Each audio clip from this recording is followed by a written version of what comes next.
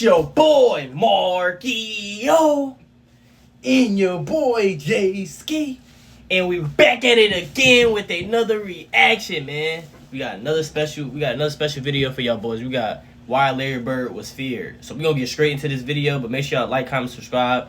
Keep God first. God is good, God is great. Let's get it. This motherfucker said to me, and I quote, Let's get it.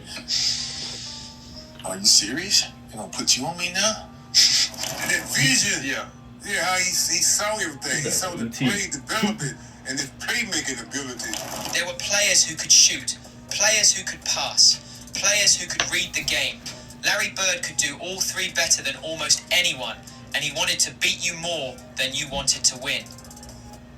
NBA legends don't talk about Larry Bird the way they talk about other great players. 3 championships, 3 MVPs, Rookie of the Year, and a competitive fire that the greatest players of his generation still talk about decades later. Oh, and that vision, how he saw everything. He saw the play development and his playmaking ability. That's what I admire most about Larry. Because I mean, you We just watched developed the one of the most deadly That boy do got vision. two-man game, pick and rolls I've seen. Because we both could shoot it. Yeah. And then I had the ability to get to the basket with one dribble. So that just made us even a bigger threat. Then, plus you had to respect Larry because of his shooting ability. And plus his passing. Oh, as you know, his vision was amazing. I always thought that he's one of the best passing forwards I have ever seen. Larry was the consummate complete player. Wow. He scored it, passed it, rebounded, Do it all. facilitated. Damn, there is. I always said, only thing Larry was blessed with, jumping ability. Yeah. He was jump still over dunking four. that bit. He was Sometimes definitely you still look, he dunking. just dunked on somebody. All right, Charlie, when he took off from half court, he should have dunked off somebody. Look at all that momentum he got. I get in the car and it's Larry fucking Bird. Shake his hand, I'm quiet, trying to feel that balance in the car and everything. And it's the old school limo sitting in the back. And when we get out, he doesn't say much, but when we get out, he goes, hope you get your sleep tonight because I'm going to bust your ass tomorrow. Yes! Damn. And Imagine somebody talk I to didn't you know what like to that. say, but I knew this is a moment you have to say something. And I was like, Larry, the back is already hurting, man. You need to take it easy. And then I run to the room and I call my father. I'm like, Dad, Larry Bird was just talking shit to me. I would say Larry Bird won. All right? And he talked shit too, huh? Why you doing that? Man, that white motherfucker, yeah. I never knew. You see him on TV, and when you go up against him, he's like, hell no. I remember one day we were playing the Celtics, and Bird was giving Pip numbers in the first half. I think Larry had about 21, 22 at halftime. Never forget this. We go into the, field stage stuff. He's like, Horace, okay, you got it now. And I'm like, I'm taller, stronger than Pip, right? I'm like, man, ain't no fucking way this 200. This motherfucker said to me, and I quote, "Are you serious? I'm gonna put you on me now?" And me being a proud motherfucker, I'm like, yeah, I got him. This motherfucker said to me, this is what I'm gonna do to you. He told you? No, man, he told me this shit. And I'm like, fuck this. I'm being physical, and that motherfucker did it. And I go to Pip. I said, Pip, this motherfucker just told me, and they called me G. He was like, G, don't go for it. Don't go for his shit. And I'm saying, okay. Next time he say some shit like that, I ain't gonna go for it. He did it again. I didn't go for it. That motherfucker scored. Phil was like, double team. Yeah. This motherfucker, he said double team with Larry Bird. So before the game, I was over there rubbing my hands looking at it. Like, I'm about to get your ass, man. What year was this for you? This was my first year. Oh, okay. And that day, that morning they came out with a USA Today article, and it said that Larry didn't have it no more. So he came out that night to make a statement, and I was just a prime candidate to Before the game, he told me, he was like, he just shook his head at me. He said, man, you fucked up. So what did he put up? I think he gave me, I think he gave me 46 and 3. What'd you do?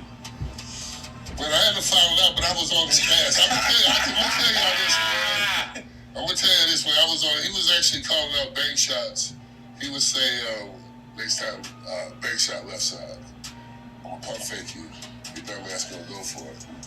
He would tell you that, and it happened. I said, first of all, I would be so close to you if you shoot the ball next time, we'll try to rip your fucking arm off your shot. And what you think he did, man?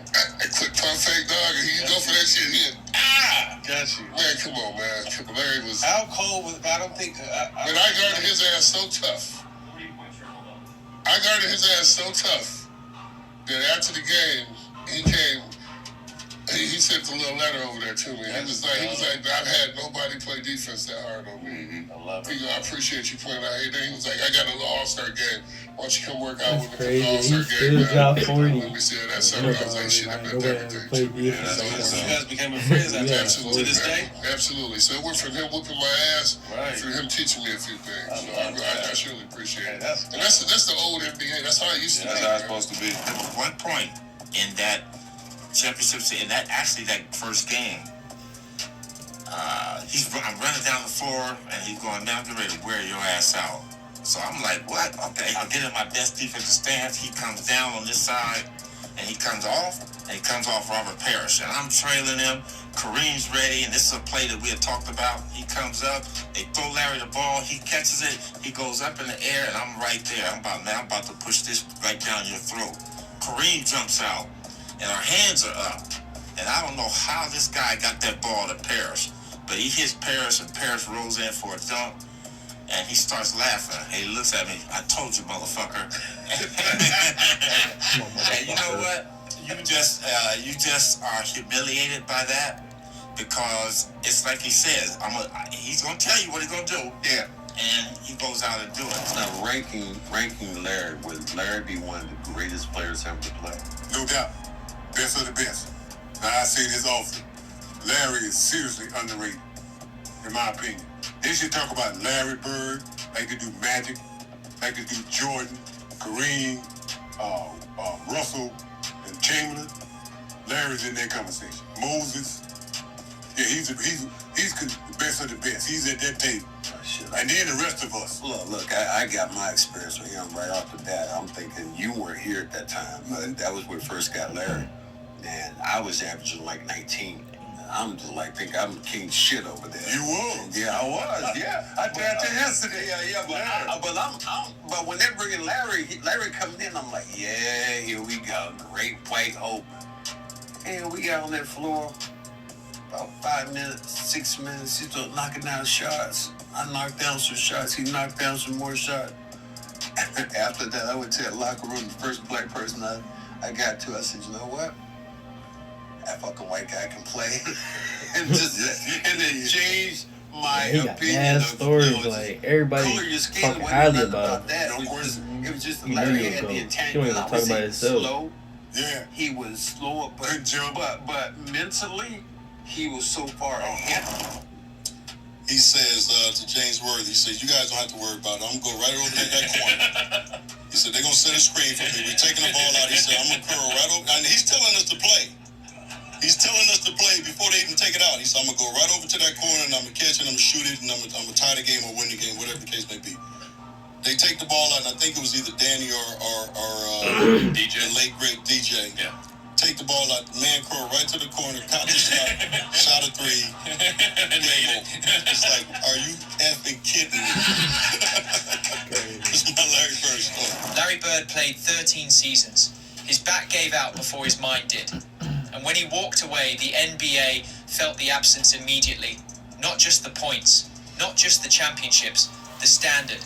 The player who showed every generation that came after him that basketball is not just athleticism, it is intelligence. I ain't gonna lie, Larry Bird was feared.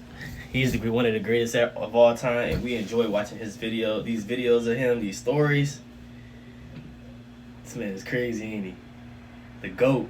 I'll see y'all in the next video. I'm out.